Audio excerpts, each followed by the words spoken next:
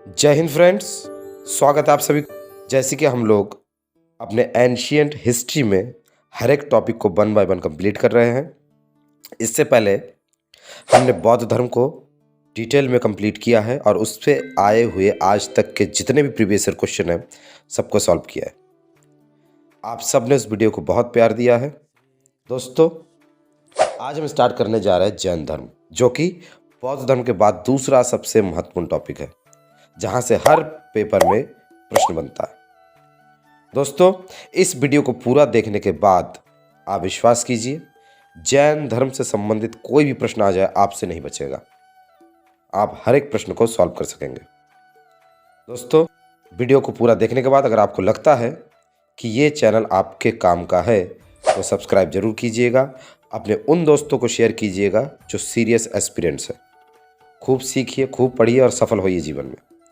आइए दोस्तों, स्टार्ट करते हैं जैन धर्म को एक अलग अंदाज में। धैर्य के साथ वीडियो को पूरा देखना है। वीडियो को पूरा देखने के बाद आपका कॉन्फिडेंस लेवल बढ़ जाएगा। दोस्तों, आइए स्टार्ट करते हैं जैन धर्म। तो सबसे पहले दोस्तों समझते हैं जैन शब्द का अर्थ। दोस्तों, जैन शब्द संस्कृत के जिन शब्द से बना है, जिसका अर्थ है विजेता। किसका विजेता दोस्तों? इंद्रियों का विजेता। जी हाँ दोस्तों, जिन अर्थात जितेंद्रिय, मतलब इंद्रियों को जीतने वाला। दोस्तों, जैन महात्माओं को निर्ग्रंथ अर्थात बंधन रहित तथा जैन संस्थापकों को तीर्थंकर कहा गया है।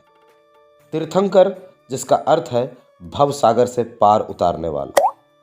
दोस्तों, जैन धर्म में अब तक 24 तीर्थंकर तथा 63 शलाका पुरुष हुए हैं। शलाका पुरुष अर्थात महान पुरुष। दोस्तों, जैन धर्म के प्रथम तीर्थंकर ऋषभदेव या आदिनाथ थे। ऋषभदेव और अरिष्टिनेमि जो कि 22वें तीर्थंकर है, इन दोनों का उल्लेख हमें ऋग्वेद में मिलता है। आपको ध्यान रखना है, ऋषभदेव और अरिष्टिनेमि इन दोनों का उल्लेख ऋग्वेद में है। दोस्तों, जो इंपॉर्टेंट पॉइंट होगा मैं उसे 2 बार रिपीट करूंगा, आपको ध्यान रखना है। नेक्स्ट पॉइंट है दोस्तों, वायु पुराण, विष्णु पुराण व भागवत महापुराण में ऋषभदेव का उल्लेख नारायण के अवतार के रूप में मिलता है। ऋषभदेव एक राजा थे जो अपने पुत्र भरत के पक्ष में राजगद्दी त्याग कर यति बन गए। पौराणिक मान्यता है कि इसी भरत के नाम पर ही हमारे देश का नाम भारत पड़ा। दोस्तों, इन 24 तीर्थंकरों में से जो हमारे 2 तीर्थंकर है अर्थात 23वें और 24वें, इन्हीं दोनों को ऐतिहासिक रूप से सत्य माना जाता है। तो हमारे 23वें तीर्थंकर है पाशार्वनाथ। आइए थोड़ा पाशार्वनाथ के बारे में जानते हैं। दोस्तों, 23वें तीर्थंकर पाशार्वनाथ के पिता अश्वसेन काशी के राजा थे। पाशार्वनाथ को ज्ञान की प्राप्ति सम्मेद पर्वत पर हुई थी। जैन अनुश्रुति के अनुसार इन्होंने 70 वर्ष तक धर्म का प्रचार किया तथा अपने अनुयायियों को चतुरायाम शिक्षा या 4 आचरण का पालन करने को कहा। ये 4 थे: सत्य, अहिंसा, अस्तेय, अपरिग्रह। सत्य जिसका अर्थ है सदा सत्य बोलना, अहिंसा अर्थात हिंसा ना करना, अस्तेय चोरी ना करना और अपरिग्रह आवश्यकता से अधिक संपत्ति का संग्रह ना करना। आइए दोस्तों, अब देखते हैं जैन धर्म के वास्तविक संस्थापक महावीर स्वामी।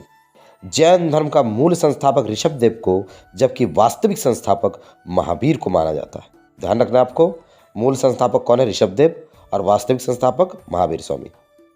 महावीर स्वामी का जन्म 599 ईसा पूर्व में वैशाली के निकट कुंडल ग्राम में हुआ था, जबकि इनकी मृत्यु 72 वर्ष की आयु में 527 ईसा पूर्व में पावापुरी में हुआ था। पावापुरी उस समय मल्ल राजा सुस्तपाल के राज्य में था। ठीक है दोस्तों, आपको ध्यान रखना है, मल्ल राजा सुस्तपाल। दोस्तों, महावीर के बचपन का नाम वर्धमान था और उनके पिता का नाम सिद्धार्थ था। सिद्धार्थ जो कि ज्ञात्रिक क्षत्रियों के प्रधान थे। इनकी माता त्रिशला लिच्छवी नरेश चेटक की बहन थी। इनकी पत्नी यशोदा कौंडिन्य गोत्र की कन्या थी। इनकी एक पुत्री भी थी जिनका नाम प्रियदर्शना और कहीं कहीं पर अनुज्या भी मिलता है। इनके दामाद का नाम जमाली था। आपको ध्यान रखना है, ये जमाल ही इनका प्रथम शिष्य बना था। दोस्तों, पिता की मृत्यु के बाद महावीर ने बड़े भाई नंदीवर्धन से अनुमति लेकर 30 वर्ष की अवस्था में गृह त्याग किया। जैन ग्रंथ आचारांग सूत्र में उनकी कठोर तपस्या का वर्णन मिलता है। नालंदा में उनकी भेंट मक्खलीपुत्र गोशाल नामक सन्यासी से हुई। वह उनका शिष्य बन गए, किंतु 6 वर्षों के बाद उनका साथ छोड़कर आजीविक संप्रदाय की स्थापना की। आजीविक संप्रदाय के अनुसार संसार की प्रत्येक वस्तु भाग्य द्वारा नियंत्रित एवं संचालित होती है और मनुष्य के कर्मों का जीवन पर कोई प्रभाव नहीं पड़ता। दोस्तों, आजीविक संप्रदाय नियतिवादी है। नियति अर्थात जो पहले से तय है वही होगा। दोस्तों, महावीर स्वामी को 12 वर्ष की कठोर तपस्या के बाद वैशाख मास के 10वें दिन जृंभिक ग्राम के समीप ऋजुपालिका नदी के तट पर शाल वृक्ष के नीचे कैवल्य की प्राप्ति हुई। कैवल्य अर्थात पूर्ण ज्ञान। आपको ध्यान रखना है, यही बौद्ध धर्म में निर्वाण है, उसे जैन धर्म में कैवल्य कहा गया है। तो दोस्तों, कैवल्य अर्थात पूर्ण ज्ञान प्राप्ति के पश्चात वे केवलिन, अहरत तथा निर्ग्रंथ कहे गए। निर्ग्रंथ जिसका अर्थ है बंधन रहित। अपनी साधना में अटल रहने तथा अतुल पराक्रम दिखाने के कारण उन्हें महावीर कहा गया। ज्ञान प्राप्ति के उपरांत महावीर ने अपना प्रथम उपदेश राजगृह में पिपुलाचल पहाड़ी पर बाराकर नदी के तट पर दिया। ध्यान रखना है, राजगृह में पिपुलाचल पहाड़ी पर और बाराकर नदी के तट पर। इनका प्रथम शिष्य जमाली तथा शिष्या चंदना बनी। समकालीन शासकों बिंबिसार, अजात शत्रु, उदयन, चंद्रप्रद्योत की भी आस्था जैन धर्म में थी। दोस्तों, देखते हैं हम जैन धर्म की प्रमुख शिक्षाएं। दोस्तों, देखते हैं जैन धर्म के अनुसार सृष्टि की व्याख्या। दोस्तों, जैन धर्म के अनुसार सृष्टि का वास्तविक कारण ईश्वर नहीं है। ध्यान रखना है आपको, ईश्वर नहीं है सृष्टि का वास्तविक कारण, ऐसा जैन धर्म का मानना है, बल्कि सृष्टि की रचना व पालन पोषण सार्वभौमिक विधान से हुआ है। किससे? सार्वभौमिक विधान से हुआ है। किससे हुआ दोस्तों? सार्वभौमिक विधान से। दोस्तों, जैन धर्म के अनुसार संसार अनेक चक्रों में बटा हुआ है तथा प्रत्येक चक्र की 2 अवधियां है। पहला अवधि है उत्सर्पिणी अर्थात विकास की अवधि और दूसरा अवसर्पिणी अर्थात ह्रास की अवधि। जैन धर्म के अनुसार यह सृष्टि अनादि तथा वास्तविक है, जिसमें प्रलय का कोई स्थान नहीं। सृष्टि जीव तथा अजीव से मिलकर बनी हुई है। जीव चेतन तत्व है जबकि अजीव अचेतन तत्व। अजीव का विभाजन 5 भागों में किया गया है। जैन धर्म में संसार दुखमूलक माना गया है। संसार के सभी प्राणी अपने अपने संचित कर्मों के अनुसार ही कर्मफल भोगते हैं। कर्मफल ही जन्म तथा मृत्यु का कारण है। कर्मफल से छुटकारा पाकर ही व्यक्ति निर्वाण की ओर अग्रसर होता है। इसके लिए आवश्यक है कि पूर्व जन्म के संचित कर्म को समाप्त किया जाए और वर्तमान जीवन में कर्मफल से विमुख रहे। जैन धर्म में पुनर्जन्म व कर्म का सिद्धांत मान्य है। आपको ध्यान रखना है, जैन धर्म में कर्म तथा पुनर्जन्म के सिद्धांत को माना गया है। दोस्तों, जैन धर्म के अनुसार कर्म बंधन का कारण है। अज्ञानता के कारण कर्म जीव की ओर आकर्षित होने लगता है। इसे आश्रव कहते हैं। क्या कहते हैं दोस्तों? आश्रव। कर्म का जीव के साथ संयुक्त हो जाना बंधन है और त्रिरत्नों का अनुसरण करने से कर्मों का जीव की ओर बहाव रुक जाता है, जिसे संवर कहते हैं। इसके बाद पहले से व्याप्त कर्म समाप्त होने लगते हैं। इस अवस्था को निर्जरा कहा गया है। जब जीव से कर्म का अवशेष बिल्कुल समाप्त हो जाता है तब वह मोक्ष प्राप्त कर लेता है। इस प्रकार कर्म का जीव से वियोग मुक्ति है। मोक्ष के पश्चात जीव आवागमन के चक्र से छुटकारा पा लेता है तथा सिद्धशिला नामक कल्पित स्थान में अनंत चतुष्टय अर्थात अनंत ज्ञान, अनंत दर्शन, अनंत वीर व अनंत सुख को प्राप्त करता है। जैन धर्म के त्रिरत्न सिद्धांत। दोस्तों, बौद्ध धर्म की भांति जैन धर्म में भी त्रिरत्न है। जैन धर्म के अनुसार मोक्ष अर्थात निर्वाण की प्राप्ति हेतु त्रिरत्नों का पालन करना आवश्यक है। जैन धर्म के त्रिरत्न है दोस्तों, सम्यक दर्शन, सम्यक ज्ञान तथा सम्यक आचरण, जिसे सम्यक चरित्र भी कहा जाता है। इसमें आचरण पर सर्वाधिक बल दिया गया है तथा इस संबंध में भिक्षुओं के लिए 5 महाव्रत तथा गृहस्थों के लिए 5 अणुव्रत के पालन का विधान है। दोस्तों, आइए देखते हैं जैन धर्म के 5 महाव्रत। दोस्तों, 5 महाव्रत के अंतर्गत सत्य, अहिंसा, अस्त्य, अपरिग्रह तथा ब्रह्मचर्य का पालन करना जरूरी माना गया है। एक इम्पॉर्टेंट पॉइंट जैन धर्म से संबंधित जहाँ से बार बार प्रश्न पूछा जाता है, यूपीएससी का तो ये फेवरेट टॉपिक है दोस्तों, वो है स्यादवाद, सप्तभंगनीय या अनेकांतवाद। दोस्तों, जैन धर्म में सप्तभंगनीय, स्यादवाद, अनेकांतवाद की मान्यता है। इन दार्शनिक सिद्धांतों का तात्पर्य यह है कि अपने ज्ञान को त्रुटि से बचाने हेतु कथनों से पूर्व स्यात् शब्द का प्रयोग किया जाता है। आइए दोस्तों आगे देखते हैं जैन धर्म में मतभेद। दोस्तों, महावीर स्वामी के ज्ञान प्राप्ति के 12वें वर्ष में उनका जमाली से मतभेद हो गया। इस मतभेद के कारण जमाली ने संघ छोड़ दिया और एक नए सिद्धांत बहुरतवाद का प्रतिपादन किया। बहुरतवाद का अर्थ है कार्य पूरा होने पर ही पूरा माना जाएगा। धर्म में दूसरा विद्रोह जमाली के 2 वर्ष बाद तीस गुप्त ने किया। जैन धर्म का प्रचार। महावीर ने अपने जीवन में ही 11 अनुयायियों के एक संघ की स्थापना की थी जिसे गणधर कहा जाता था। क्या कहा जाता था? गणधर। इन्हें अलग अलग समूहों का अध्यक्ष बनाया गया। इनमें इंद्रभूति और सुधर्मन को छोड़कर सभी की मृत्यु महावीर स्वामी के जीवन काल में ही हो गई थी। महावीर स्वामी की मृत्यु के बाद सुधर्मन ही जैन संघ का प्रथम अध्यक्ष बना। सुधर्मन की मृत्यु के बाद जम्बू 44 वर्ष तक संघ का अध्यक्ष रहा। दोस्तों, धनानंद के समय संभूति विजय संघ के अध्यक्ष थे। आपको ध्यान रखना है, धनानंद के समय कौन थे? संभूति विजय। संभूति विजय की मृत्यु चंद्रगुप्त मौर्य के राज्यारोहण के समय हुई। इसके बाद क्रमशः भद्रबाहु तथा स्थूलभद्र जैन संघ के अध्यक्ष बने। जब भद्रबाहु जैन संघ के अध्यक्ष थे उसी समय मगध में 12 वर्षों का भीषण अकाल पड़ा, जिसके फलस्वरूप भद्रबाहु चंद्रगुप्त मौर्य के साथ कर्नाटक चले गए।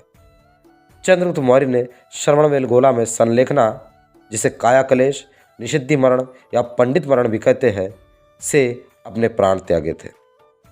दोस्तों, ये जैन धर्म का जो संलेखना व्रत है, इसके बारे में मैं लास्ट में डिस्कस करूंगा। आइए अब देखते हैं हम जैन धर्म का विकास। दोस्तों, महावीर के समय में जैन धर्म का सर्वाधिक विकास हुआ। नंद वंश का प्रतापी शासक महापद्मानंद कट्टर जैन धर्मानुयायी था। चंद्रगुप्त मौर्य भी जैन धर्म का अनुयायी था। उसके समय में पाटलिपुत्र में प्रथम जैन संगीति का आयोजन हुआ। अशोक का पौत्र संप्रीति भी जैन धर्म अनुयायी था। उसी प्रकार कलिंग के चेदी वंश के राजा खारवेल भी कट्टर जैन अनुयायी था। उसका हाथी गुम्फा अभिलेख जैन धर्म का प्राचीनतम अभिलेखीय साक्ष्य है।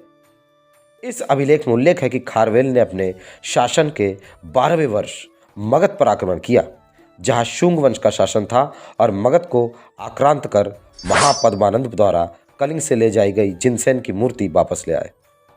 खारवेल ने उदयगिरी की पहाड़ी में जैन साधुओं के लिए गुफा का निर्माण भी करवाया था। पूर्व मध्यकाल में दक्षिण भारत में राष्ट्रकूट व गंग वंश के शासकों ने तथा गुजरात व खजुराहो में क्रमशः चालुक्य व चंदेल वंश के शासकों ने जैन धर्म को प्रश्रय दिया। राष्ट्रकूट शासक इंद्र चतुर्थ ने भी संलेखना पद्धति से अपना शरीर त्यागा था। आपको ध्यान रखना है, मौर्य सम्राट चंद्रगुप्त मौर्य और राष्ट्रकूट शासक इंद्र चतुर्थ, इन दोनों ने संलेखना व्रत के माध्यम से अपना शरीर त्याग किया था। ये बिल्कुल वैसा ही है, ठीक है दोस्तों, जिसमें ध्यान में बैठते और अन्न जल सब त्याग कर देते तब तक जब तक इस देह से आत्मा ना निकल जाए, अर्थात आत्मा का परमात्मा से मिलन का एक बहुत ही सटीक और वैज्ञानिक मेथड है संलेखना व्रत। ये सुसाइड से इसका कोई संबंध नहीं, आपको ध्यान रखना है। ये एक वैज्ञानिक पद्धति है, ये साइंस है दोस्तों। भारतीय दर्शन की महानता है, आज भी भारत में जैन धर्म को बनाए रखने में सफल रहा है। दोस्तों, गंग वंश के शासक रचमल्ल के सेनापति चामुंडा राय ने 974 ईस्वी में कर्नाटक के श्रवणबेलगोला के पास एक बाहुबली जिन की मूर्ति का निर्माण कराया, जो गोमतेश्वर बाहुबली की मूर्ति कहलाती है।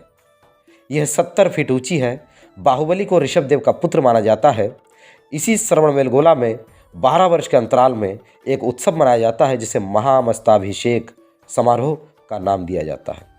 दोस्तों, 12 वर्ष में एक बार होने वाला यह महाअवस्थाभिषेक भगवान बाहुबली के लिए समर्पित है। गुजरात के चालुक्य अर्थात जिसे सोलंकी भी कहा जाता है, इस वंश के शासक जय सिंह सिद्धराज व कुंवरपाल ने भी जैन धर्म को प्रश्रय दिया। इन दोनों के दरबारी कवि हेमचंद्र ने प्राकृत अपभ्रंश भाषा में परिशिष्ट पर्वन नामक जैन ग्रंथ की रचना की। इंपॉर्टेंट पॉइंट आपको ध्यान रखना है, परिशिष्ट पर्वन की रचना किसने की? तो हेमचंद्र ने। किस भाषा में दोस्तों? प्राकृत अपभ्रंश में। यही सब प्रश्न है दोस्तों। नेक्स्ट, इस वंश के शासक भीमदेव प्रथम के मंत्री बिमल शाह ने राजस्थान के माउंट आबू में संगमरमर से दिलवाड़ा के जैन मंदिर का निर्माण कराया, जिसके गर्भगृह में ऋषभदेव या आदिनाथ की मूर्ति है। आपको ध्यान रखना है, माउंट आबू का दिलवाड़ा मंदिर किसने बनवाया? भीमदेव के मंत्री बिमल शाह ने। और इसके गर्भगृह में कौन से देवता है? तो ऋषभदेव। आइए दोस्तों देखते हैं खजुराहो के मंदिरों को।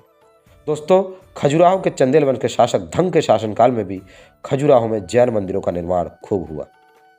जैन धर्म के विभिन्न संप्रदाय। चंद्रगुप्त मौर्य के समय में मगध के क्षेत्र में अकाल पड़ा। इस समय जैन संप्रदाय के प्रमुख भद्रबाहु थे। भद्रबाहु अपने अनुयायियों के साथ दक्षिण चले गए, जबकि स्थूलभद्र अपने अनुयायियों के साथ मगध में ही रुके रहे और उन्होंने श्वेत वस्त्र धारण करना प्रारंभ कर दिया। इसी कारण वे श्वेतांबर कहलाए, जबकि भद्रबाहु के अनुयायी दिगंबर कहलाए। दिगंबर जो कपड़े नहीं पहनते। श्वेतांबर जैनियों को यति, आचार्य तथा साधु कहा जाता था, जबकि दिगंबर जैनियों को झुल्लक, एल्लक और निर्ग्रंथ कहा जाता था। आइए दोस्तों यहीं पर श्वेतांबर संप्रदाय और दिगंबर संप्रदाय में अंतर भी देख लेते हैं। इससे आपका विचार एकदम क्रिस्टल क्लियर हो जाएगा। ठीक है, आइए थोड़ा समझते हैं श्वेतांबर और दिगंबर संप्रदाय को। दोस्तों, श्वेतांबर संप्रदाय में लोग श्वेत वस्त्र धारण करते हैं, जबकि दिगंबर संप्रदाय में पूर्णतः नग्न रहकर तपस्या करते हैं। श्वेतांबर मत के अनुसार स्त्री के लिए मोक्ष प्राप्ति संभव है, जबकि दिगंबर मत के अनुसार स्त्री के लिए मोक्ष संभव नहीं है। श्वेतांबर संप्रदाय के लोग ज्ञान प्राप्ति के बाद भोजन ग्रहण करने में विश्वास करते हैं, जबकि दिगंबर मत के अनुसार आदर्श साधु भोजन नहीं ग्रहण करता। श्वेतांबर मत के अनुसार महावीर स्वामी विवाहित थे, जबकि दिगंबर मतानुसार महावीर स्वामी अविवाहित थे। श्वेतांबर मत के अनुसार 19वें तीर्थंकर मल्लीनाथ स्त्री थे, जब दिगंबर संप्रदाय के अनुसार मल्लीनाथ पुरुष थे। आइए दोस्तों आगे देखते हैं नेक्स्ट इंपॉर्टेंट पॉइंट, जैन संगीति या सम्मेलन। दोस्तों, प्रथम जैन सभा 4th शताब्दी ईसा पूर्व में पाटलिपुत्र में हुई थी, जिसके अध्यक्षता स्थूलभद्र ने की थी। दोस्तों, इसी जैन सभा के जैन धर्म ग्रंथ के 12 अंगों का संकलन किया गया था, किंतु भद्रबाहु के अनुयायियों ने इसमें भाग नहीं लिया। इसी सभा में जैन धर्म का विभाजन श्वेतांबर एवं दिगंबर नामक 2 संप्रदाय में हो गया। स्थूलभद्र के अनुयायी श्वेतांबर कहलाए, जबकि भद्रबाहु के अनुयायी दिगंबर कहलाए। दोस्तों आइए देखते हैं द्वितीय जैन सभा। इसका समय था 513 ईस्वी। स्थान था बल्लभी और इसके अध्यक्ष थे देवर्दिगण या क्षमा श्रमण। इसी समय जैन साहित्य, आगम ग्रंथ एवं अनुयोग सूत्र का संकलन हुआ। आइए दोस्तों आगे देखते हैं कुछ प्रमुख जैन साहित्य। जैन धर्म की प्रमुख देन साहित्य एवं कला के क्षेत्र में है। दोस्तों, जैन धर्म के प्राचीनतम ग्रंथों को पुब्ब कहा जाता है। क्या कहा जाता है? तो पुब्ब। इनकी संख्या 14 है। जैन साहित्य को आगम कहा जाता है। ये अर्ध मागधी या मागधी या प्राकृत में लिखे गए हैं। आपको ध्यान रखना है, अर्ध मागधी इंपॉर्टेंट पॉइंट है। जैन धर्म से संबंधित कुछ प्रमुख साहित्य को आइए हम लोग देखते हैं। दोस्तों, हमारा पहला जैन साहित्य है आचारांग सूत्र। आचारांग सूत्र, इसमें जैन भिक्षुओं द्वारा अनुसरण किए जाने वाले नियमों का वर्णन है। दोस्तों, नेक्स्ट है भगवती सूत्र। इसमें दोस्तों महावीर सहित अनेक जैन मुनियों की जीवन गाथाओं का वर्णन है, साथ ही स्वर्ग तथा नरक का उल्लेख भी है। आपको पता होना चाहिए दोस्तों, 16 महाजनपदों का उल्लेख भी भगवती सूत्र में मिलता है। नेक्स्ट है हमारा बृहद कल्प सूत्र। यह छेद सूत्र का भाग है, जिसकी रचना भद्रबाहु ने की थी, जिसे कल्प सूत्र भी कहा जाता है। तो दोस्तों आपको ध्यान रखना है, बृहद कल्प सूत्र को ही कल्प सूत्र भी कहा जाता है और इसकी रचना भद्रबाहु ने की। नेक्स्ट है दोस्तों परिशिष्ट पर्वन। परिशिष्ट पर्वन ये दोस्तों प्राकृत अपभ्रंश भाषा में है और इसके रचयिता हेमचंद्र है। कौन? हेमचंद्र। नेक्स्ट नयाधम कहा। नयाधम कहा, इसमें महावीर की शिक्षाएं संग्रहित है। एक जैन ग्रंथ और है जिसका नाम है थेरी गाथा। आपको ध्यान रखना है, थेरी गाथा। अब दोस्तों हम देखने जा रहे हैं जैन धर्म से संबंधित एक बहुत ही महत्वपूर्ण टॉपिक, जिससे बार बार प्रश्न पूछे जाते हैं। वो है दोस्तों प्रमुख जैन तीर्थंकर एवं उनके प्रतीक चिन्ह। जी हाँ दोस्तों, प्रमुख जैन तीर्थंकर एवं उनके प्रतीक चिन्ह। तो आइए वन बाय वन देखते हैं। दोस्तों, ऋषभदेव इनका प्रतीक चिन्ह बैल या वृषभ है। नेक्स्ट, अजीतनाथ इनका हाथी है, हाथी अर्थात गज। संभवनाथ इनका अश्व है। पद्मप्रभ इनका कमल है। सुपार्श्वनाथ का स्वस्तिक चिन्ह है। मल्लीनाथ का कलश, नमीनाथ का नीलकमल, नेमिनाथ का शंख और पार्श्वनाथ का सर्प और महावीर स्वामी का सिंह। इन प्रतीक चिन्हों को आपको ध्यान रखना है, यहाँ से प्रश्न जरूर पूछा जाएगा। आइए दोस्तों, आगे देखते हैं जैन धर्म से संबंधित महत्वपूर्ण तथ्य जो आपको समझना जरूरी है। दोस्तों, इतना महान धर्म होने के बावजूद भी जैन धर्म को भारत में व्यापक सफलता क्यों नहीं मिली, पता है आपको? क्योंकि इसमें मोक्ष प्राप्ति हेतु बहुत अधिक कठिन तपस्या पर बल दिया गया था। इतना कठिन तपस्या कि नॉर्मल इंसान उसे फॉलो नहीं कर सकता। दोस्तों, महावीर स्वामी ने 23वें तीर्थंकर पार्श्वनाथ के 4 चरण आयाम शिक्षा के साथ एक और व्रत जोड़ा जिसे ब्रह्मचर्य कहा जाता है।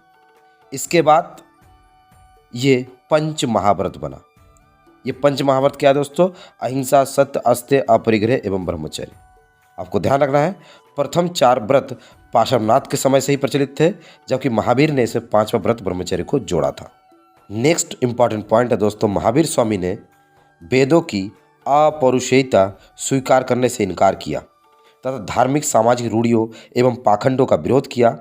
उन्होंने आत्मवादियों तथा नास्तिकों के एकांतिक मतों को छोड़कर बीच का मार्ग अपनाया, जिसे अनेकांतवाद अथवा सियादवाद कहा जाता है। सियादवाद को सप्तभंगी नय के नाम से भी जाना जाता है। यह ज्ञान की सापेक्षता का सिद्धांत है। महावीर स्वामी पुनर्जन्म एवं कर्मवाद में विश्वास करते थे, किंतु ईश्वर के अस्तित्व में उनका विश्वास नहीं था। रखना है, महावीर स्वामी पुनर्जन्म एवं कर्मवाद के सिद्धांत में विश्वास रखते थे। ठीक है, तो दोस्तों, इस प्रकार से हमने जैन धर्म को समझा, हमने जाना। आशा करता हूँ वीडियो आपको समझ में आया होगा। जितने तथ्य थे यही इम्पॉर्टेंट है, आपको बहुत ज़्यादा पढ़ने की आवश्यकता नहीं है। इसके बाद मैं एक तुलनात्मक वीडियो बनाऊंगा जिसमें तुलना की जाएगी जैन धर्म और बौद्ध धर्म में।